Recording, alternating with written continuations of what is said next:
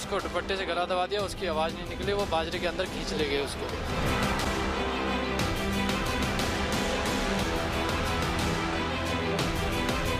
आरोपियों को तो फांसी चाहिए।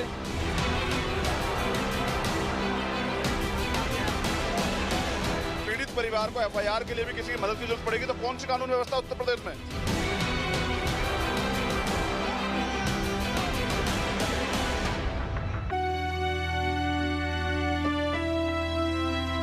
फिर हैवानियत का शिकार हुई एक बेटी।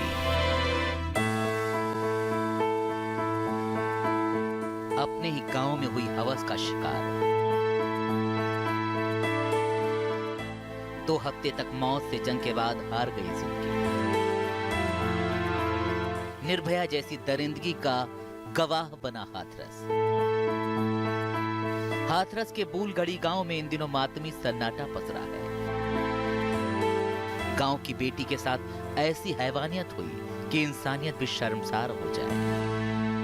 वहाँ जो लड़के थे उन्होंने उनके गले में दुपट्टा पड़ा हुआ था, उसे पकड़ के खींचते हुए बाजरे के खेत में ले गए। 20 से 30 फीट अंदर ले गए होंगे जी। वहाँ पे उन्होंने उनके साथ दुष्कर्म किया और उन्हें इतना मारा पीटा कि उनकी ये रीढ़ की हड्डी वगैरह सब टूट गई थी।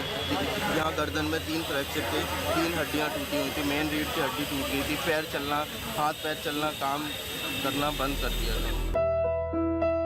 14 सितंबर को हाथरस के बूलगढ़ी गांव में जिस दलित युवती के साथ कथित तौर पर गैंगरेप की दरिंदगी हुई थी, उसने आज सफदरजंग अस्पताल में दिल्ली में दम तोड़ दिया।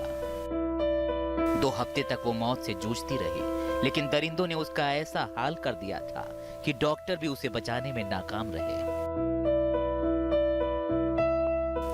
परिवार वालों के मुताबिक 14 सितंबर को युवती अपने मां के साथ चारा काटने गई थी। चारा काटने के दौरान वो अपनी मां से अलग हो गई। इसी बीच गांव के 4 युवकों ने युवती को खेत में खींच लिया और उसे अपनी हवस का शिकार बनाया। आरोप है कि रेप के बाद चारों लड़कों ने पीट कर लड़की की रीढ़ की हड्डी तोड़ दी। आरोपी लड़की को मरा हुआ समझकर वहां से भाग निकले। बाद में बेसुध हालत में पड़ी लड़की को परिवार वालों ने अस्पताल पहुंचाया। हालत बिगड़ी तो सफदरजंग अस्पताल लाया गया, लेकिन लड़की की जान नहीं बचाई जा सकी। अब पीड़ित परिवार इंसाफ की गुहार लगा रहा है। हमें इंसाफ चाहिए सर। फांसी होना चाहिए। सजा ऐसे लोगों को जो कि क्या कहते मेरी बेटी साथ में ऐसा अत्याचार किया है, वो ऐसे फांसी की सजा होनी चाहिए। कोई कॉम्प्रोमाइज? हाँ, कोई कॉम्प्रोमाइज नहीं। इस केस के चारों आरोपी पुलिस की गिरफ्त में हैं और पुलिस इसी को अपनी कामयाबी मानकर अपनी पीठ थपथपा रही है। पीड़िता के बयान के आधार पर गैंग रेप की धारा उसमें 376D उसमें बढ़ाई गई और पीड़िता ने जो पहले एक अभियुक्त था, उसके अलावा 3 और अभियुक्त के नाम बताए। उसमें से एक अभियुक्त को 22 को उन्होंने नाम बताए और 23 को हमने एक अभियुक्त को गिरफ्तार किया गया। फिर इसके बाद हमने 25 को दूसरा अभियुक्त गिरफ्तार किया और 26 को तीसरा अभियुक्त गिरफ्तार किया। योगी सरकार ने पीड़ित परिवार के लिए 10 लाख के मुआवजे का ऐलान किया है, लेकिन इस परिवार ने जो खोया है उसकी भरपाई कभी नहीं हो पाएगी। बड़ा सवाल ये है, आखिर ऐसी हैवानियत करने वाले दरिंदों के सामने कानून लाचार क्यों नजर आता है? आखिर अपराधियों के जहन में कानून का खौफ क्यों नहीं है?